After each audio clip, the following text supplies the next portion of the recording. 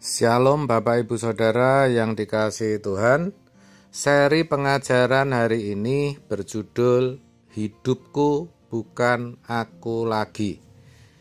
Kalimat ini sebenarnya merupakan judul lagu sekolah minggu saudara, tetapi sayangnya sekarang sudah jarang diperdengarkan. Kira-kira syairnya seperti ini: hidupku bukannya aku lagi, tapi Yesus dalamku. Hidupku bukannya aku lagi, tapi Yesus dalamku. Yesus hidup, Yesus dalamku. Hidupku bukannya aku lagi, tapi Yesus dalamku. Sedangkan dalam kesaksiannya Rasul Paulus juga berkata dalam Galatia 2 ayat 20.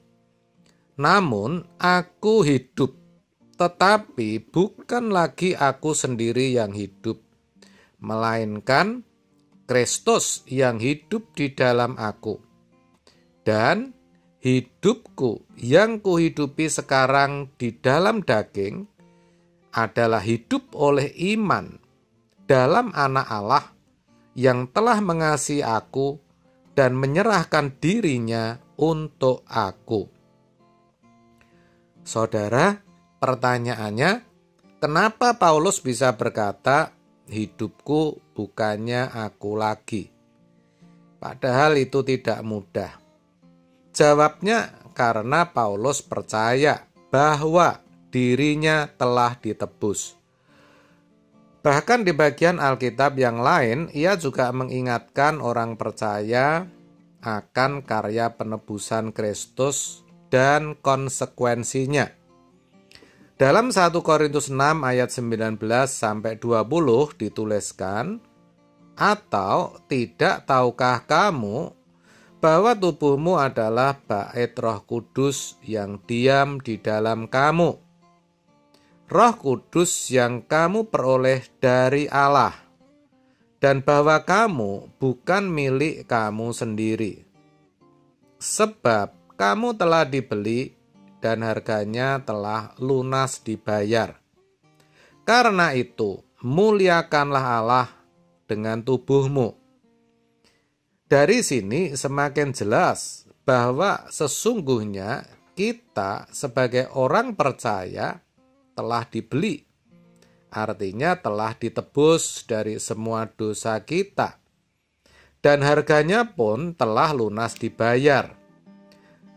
Namanya lunas dibayar berarti kita tidak lagi memiliki hak apapun juga atas hidup kita. Tidak hanya itu, juga terhadap segala sesuatu yang melekat atau yang kita punya. Kita tidak punya hak sama sekali. Makanya dikatakan kamu bukan milik kamu lagi. Lalu milik siapa? Tentu milik Yesus yang telah membeli kita. Karena Yesuslah yang sudah mati menggantikan kita menjalani hukuman dosa yang seharusnya ditimpakan kepada kita. Jadi Yesuslah yang berkuasa sepenuhnya atas hidup kita. Dan ayat yang kita baca tadi jelas mengatakan bahwa tubuh kita adalah bait Roh Kudus. Dijadikan bait Roh Kudus. Kata bait artinya rumah atau tempat kediaman. Sehingga bait Roh Kudus berarti tempat kediaman Roh Kudus, yaitu Roh Allah sendiri. Hal itu tentu suatu kehormatan bagi kita, di mana yang tadinya tubuh kita adalah tubuh dosa, akhirnya dipakai tempat bersemayam Roh Allah sendiri, yaitu Roh Kudus. Disebut Roh Kudus karena Roh itu kudus, Roh itu suci. Akibatnya, kita harus menjaganya. Kita harus menjaga tubuh kita sedemikian suci, sehingga Roh Kudus Allah tadi betah tinggal di dalam tubuh kita. Dengan demikian, hidup yang kita hidupi sesungguhnya bukan kita lagi, tetapi Kristus yang tinggal di dalam diri kita. Konsekuensinya, kita tidak bisa hidup suka-suka kita sendiri. Tetapi kita harus bisa menampilkan kehidupan Yesus seperti ketika Ia mengenakan tubuh manusia 2000 tahun yang lalu. Kita juga harus memiliki gairahnya, di mana sepanjang hidupnya hanya dipakai untuk melakukan kehendak Bapa dan menyelesaikan pekerjaannya.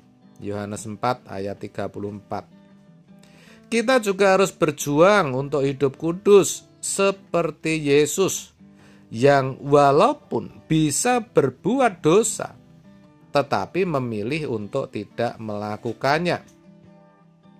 Dengan demikian, barulah bisa dikatakan kita memuliakan Allah dengan tubuh kita.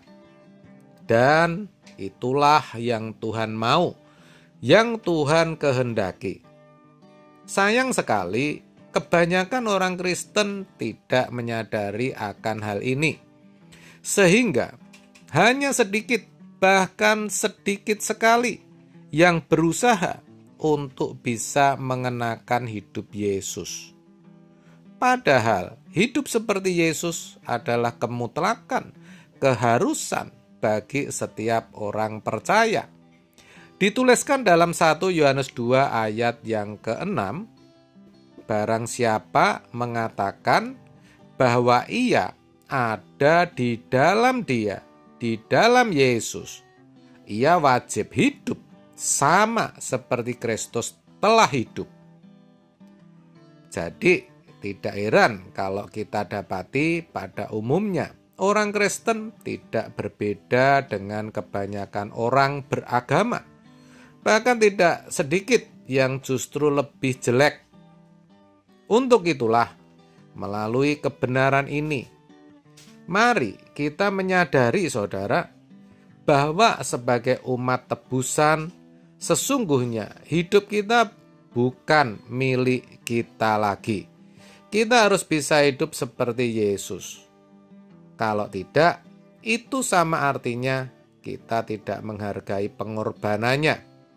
Hal itu sama dengan menolak anugerah keselamatan. Kalau menolak keselamatan, berarti kelak kita tidak akan dikenal oleh Allah. Kalau tidak dikenal, tentu tidak akan diperkenan untuk masuk ke dalam surganya yang mulia.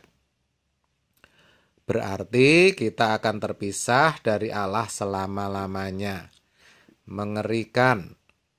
Ini sangat mengerikan kalau sampai kita alami. Oleh sebab itu, jangan main-main, saudara. Renungkan benar-benar kebenaran ini dan perjuangkan. Percayalah, Roh Kudus pasti menolong saudara. Amin. Tuhan Yesus memberkati.